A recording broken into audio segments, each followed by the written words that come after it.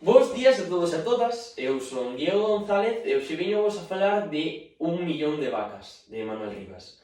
Manuel Rivas é un dos escritores máis relevantes dentro da poesía e narrativa galega, contemporánea, así como do panorama literario español, grazas a unha complexa obra que abarca o ensaio periodístico, a poesía, a novela e o relato breve.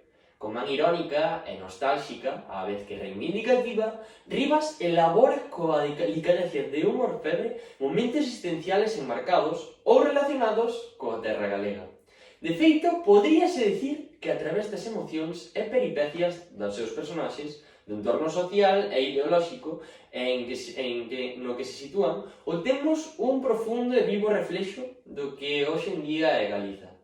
Un millón de vacas foi o segundo libro narrativo de Manuel Rivas, escrito no ano 1990, e gañou o Premio da Crítica. Escrito originalmente en galego, é o propio Manuel Rivas o encargado de traducilo. Ademais, considérase que é a súa primeira gran obra, que empezará a reportar non só a nivel local, sino que tamén a nivel nacional e internacional un gran prestixio como escritor. Compónse de dous tipos de escritos. Uns primeiros, que son relatos moi influídos pola lírica moderna, os cales van a contrastar con uns poemillas de composición libre que absorben moi ben toda a influencia da narrativa contemporánea. Así, encontrámonos ante unha obra innovadora que abre o paso a unha nova xeración de letras galegas, donde destacarán Manuel Rivas e outros autores como Suso de Toro. Un millón de vacas é unha recopilación de relatos curtos, 18 para ser exactos. Estes son fragmentos de vidas ubicadas na Galiza de finales do século XX, xa sexa no campo ou na cidade, das cales extrae unha visión amarga e poucas veces esperanzadora das condicións anímicas do pobo galego ou, en xeral, da sociedade occidental. Si tuvera que destacar algo de todo o conxunto de relatos, tería moi claro, é que Manuel Rivas utiliza un lenguaxe tremendamente visual.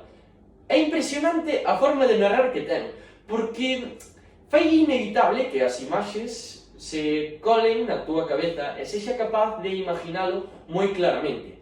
A pesar de que a súa narrativa é bastante lenta e sosegada, o que pega perfectamente coa imaxe do rural que temos a maioría de nós, as súas historias teñen un ritmo bastante rápido e donde non deixan de ocurrir cousas.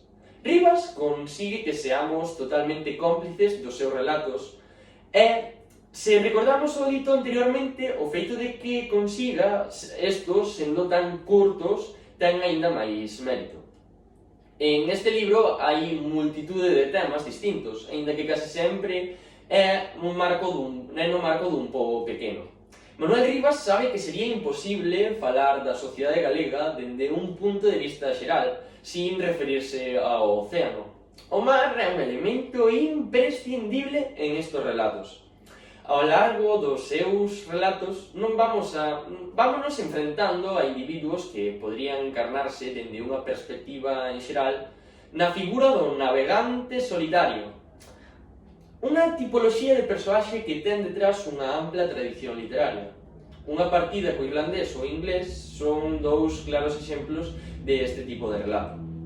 Ademais, gozan de unha actualidade que chama a atención. Sin ir máis lexos, unha visita ao mercado con un candidato en apuros, os fillos de Luke e Fer, donde un grupo musical opta por un numeo un pelín desafortunado.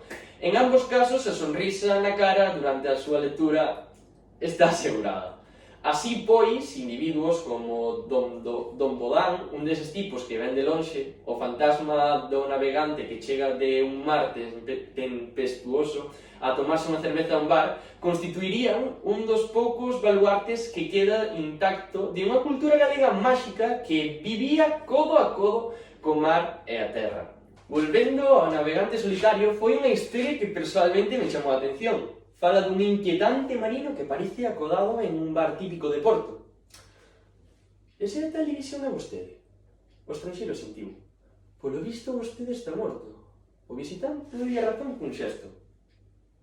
Afirmativo. Asentiu de novo. Outro detalle que me resultou curioso é a aparición de un mesmo personaxe en dous dos relatos e momentos da súa vida distintos. a nenez e a adolescencia. Estou falando de meu curmán, o robot xigante, é un desos tipos que ven de lonxe. Tamén nos encontramos con relatos moi divertidos ou de final sorprendente. Este tipo de historias funcionan pola súa brevidade e pola maestría que ten para facernos mirar hacia outro lado mentres planta as sementes da historia. Que non quede nada, 1.000.000 de vacas, que é o que lle dá o título ao libro, ou incluso Madonna, sobre a enfermedade das vacas tolas, son varios exemplos. En definitiva, é un conxunto de relatos sorprendentes, entretidos e que deixan con ganas de máis, o que afortunadamente non é un problema. Creo que é unha lectura diferente, e que dado a variedade de temas que trata, todos os lectores poderían encontrar relatos que lles gusten. Manuel Rivas nunca me deixa de sorprender.